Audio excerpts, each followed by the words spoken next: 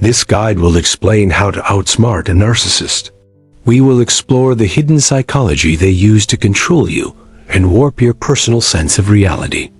Understanding their mind is your first step to freedom. Narcissists follow predictable patterns. Once you see the pattern, you can start to break free from its hold. They want to control how you think and feel. This control makes them feel powerful. Our goal is to give that power and control back to you. So what is a narcissist? In simple terms, it's someone with an inflated sense of self-importance. They desperately need admiration from other people around them. Deep down, their self-esteem is actually very fragile. They build a false, confident self to hide their inner feelings of insecurity and deep-seated shame. They lack true empathy for others. This means they cannot genuinely feel or understand the emotions of other people. Your feelings are not real to them. The core of a narcissist is a deep inner wound. They never developed a stable sense of self-worth. Their whole life is spent trying to manage this pain. They protect this fragile ego at all costs. This is why they cannot handle criticism. Any disagreement feels like a deep, personal attack on their character. Their grandiosity is a defense mechanism. By acting superior, they convince themselves they are special. This helps them mask their deep-seated feelings of inadequacy and fear. Narcissists need something called narcissistic supply. This is like a drug to them.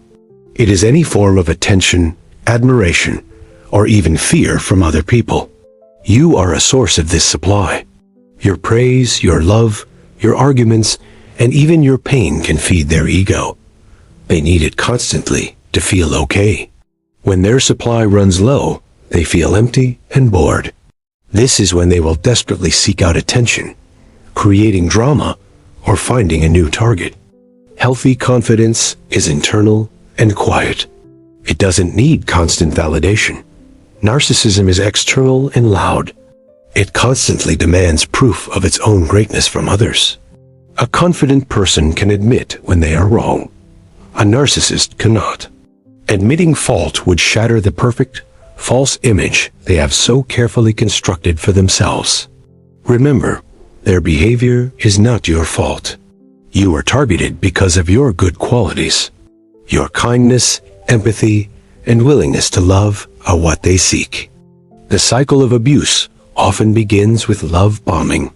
This is the first stage. It is designed to get you completely hooked on their attention and affection. During this phase, they shower you with intense affection. They will tell you everything you have ever wanted to hear. It feels like a perfect fairy tale romance. They might say, "I have never felt this way before," or "You and I are soulmates." This creates a powerful, addictive bond between the two of you. They will mirror your interests and dreams. It will seem like you have found your perfect match. This is a deliberate strategy to quickly gain your trust. This stage feels magical and euphoric. They make you the center of their world. This intense focus is overwhelming, and it is designed to be that way. The purpose of love bombing is to make you dependent on them. They establish a high level of affection that they will later use as a weapon. They want you to believe they are the only person who can make you feel this good. This sets the stage for their future control over you. This phase is not genuine. It is a calculated performance. They are gathering information about your weaknesses and your deepest desires to use them against you later. If a new relationship feels too good to be true, it might be. Healthy love builds slowly over time. Love bombing is a sudden, overwhelming, and intense flood. Enjoying the attention is normal. But be cautious of extreme praise and promises of a shared future very early on. This is a significant red flag. After the love bombing comes the devaluation stage. This is where the mask begins to slip. The fairy tale romance will slowly start to turn into a nightmare. The person who once adored you now begins to criticize you. They will find fault in the very things they once claimed to love about your character. The insults are often subtle at first. They are disguised as jokes or helpful advice. For example, You are just being way too sensitive about this. This is designed to slowly chip away at your self-esteem. You start to feel like you are not good enough. You constantly try to please them again. They will compare you unfavorably to other people. This could be an ex-partner or a coworker. The goal is to create insecurity and jealousy within you. They withdraw the affection they once gave so freely. You will find yourself desperately trying to get back to the wonderful love-bombing phase from the beginning. This creates a confusing dynamic. You remember how wonderful they were before. You blame yourself for the change in their behavior, which is exactly what they want. You might think, if I just try harder, things will go back to how they were. This is a trap. The good times were an act to begin with. During devaluation, they make you feel small. This makes them feel big and powerful in comparison. Your pain fuels their fragile and damaged sense of superiority. The devaluation stage is where your reality begins to warp. You start to believe their criticisms are valid. Your sense of self slowly begins to erode. The next stage is the discard. This is when the narcissist suddenly and cruelly ends the relationship. It often happens without any warning or closure for you.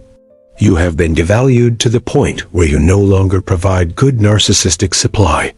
They may have found a new, fresh source of attention and admiration. The discard is often brutal and cold. They will treat you as if you never mattered at all. This is incredibly painful and confusing for the victim. They might disappear without a trace, which is known as ghosting. Or they may end things with a final, devastating insult, leaving you completely broken.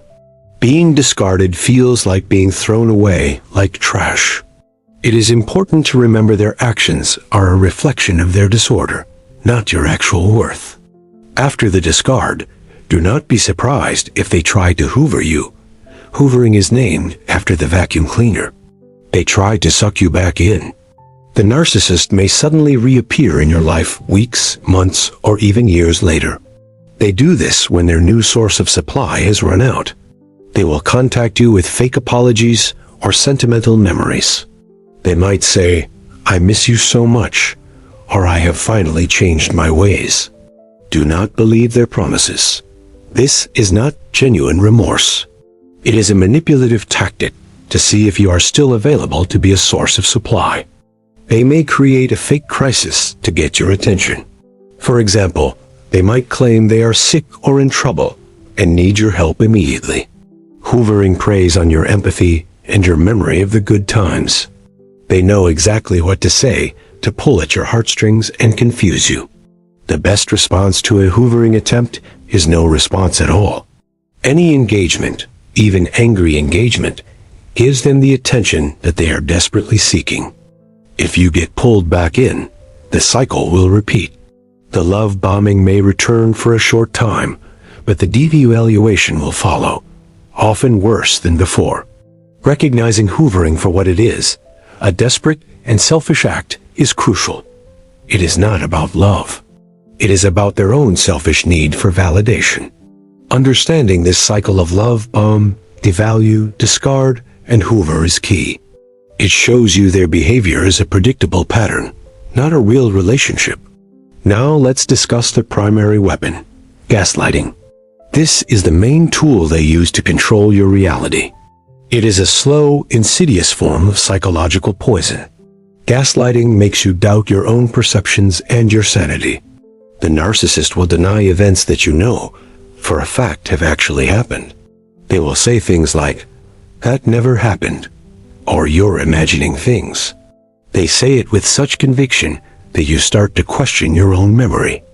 Another common gaslighting phrase is, "You're being too sensitive." This dismisses your valid emotional reactions, making you believe your feelings are wrong or exaggerated. They will twist your words and use them against you. You will find yourself in arguments where you are defending things you never actually even said. The goal of gaslighting is to destabilize you. If you don't trust your own mind, you become more dependent on the narcissist's version of reality. To fight gaslighting, you must trust your own intuition. That small inner voice that tells you something is wrong is your most important guide and ally. Keep a private journal. Write down what happens in your interactions. This creates a factual record that you can refer to when they try to deny reality. When you are being gaslit, state your truth calmly and firmly. Say, "My perception is different," and then refuse to argue any further about the issue. Gaslighting is extremely damaging to your mental health. Recognizing it is the first powerful step to disarming its effect on you and your life. Another tactic is projection. This is when the narcissist accuses you of doing the exact things that they themselves are actually doing behind your back. For example, a narcissist who is cheating on you will constantly accuse you of being unfaithful. They project their own guilt and behavior onto you. If they are constantly lying, they will call you a liar. If they are manipulative, they will say that you are the one trying to manipulate them. This is a defense mechanism. By projecting their bad traits onto you, they avoid having to face their own flaws. It also serves to confuse you. It puts you on the defensive. You waste your energy trying to prove your innocence against their false accusations, distracting you from their own very real misdeeds.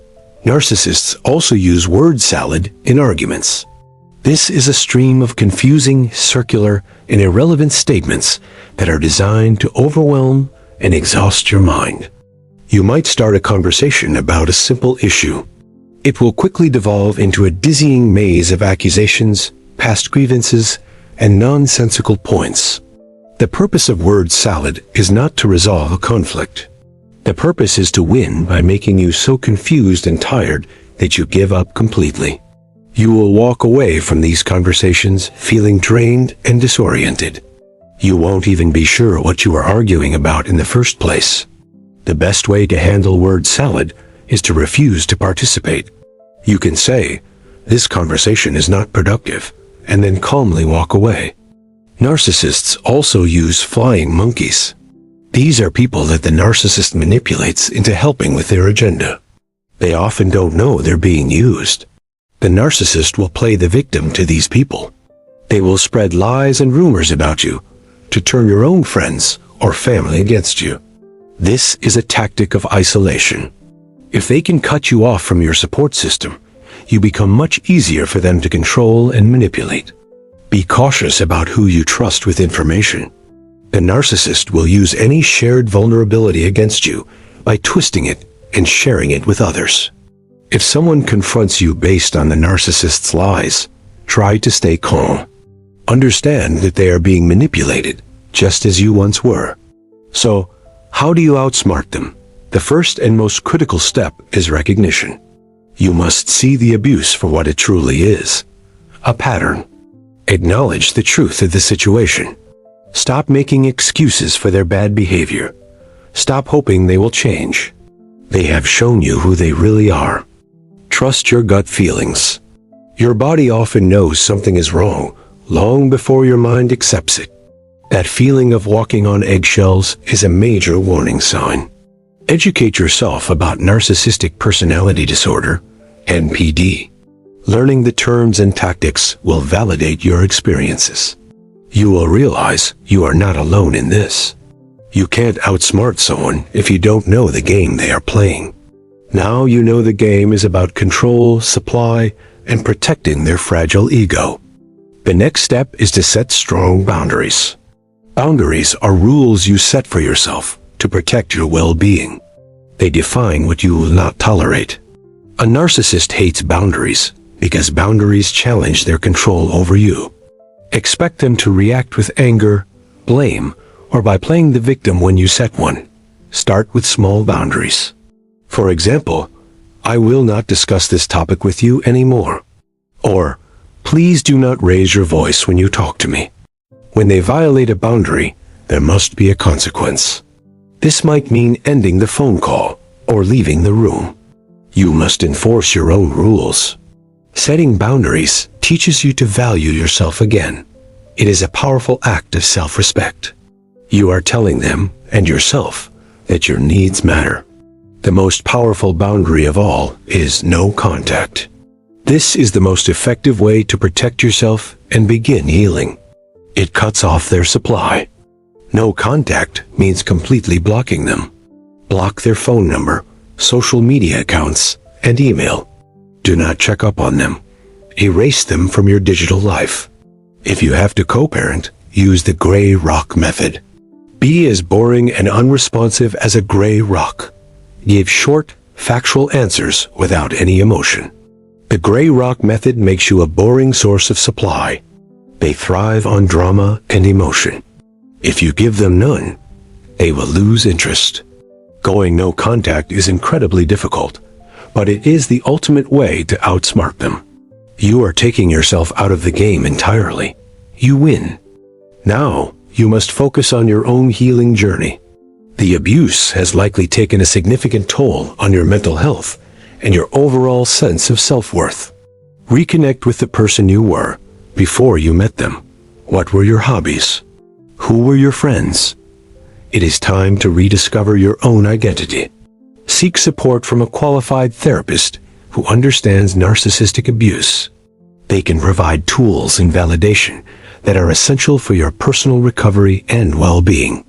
It is crucial to understand that the abuse was never your fault. You are not responsible for their behavior, and you could not have fixed them. Your empathy is a strength, not a weakness. The narcissist exploited it. Learn to use your empathy wisely, giving it to those who deserve your trust. Forgive yourself for not seeing the red flags sooner. These manipulators are masters of deception.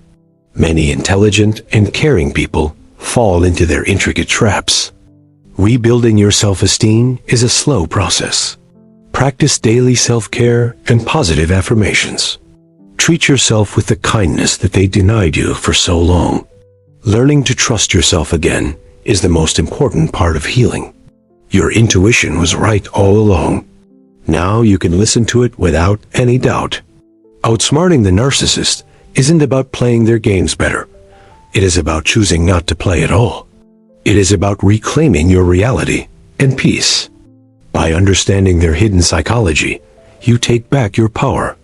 You can see their manipulations clearly now. Your freedom is the ultimate victory against their control.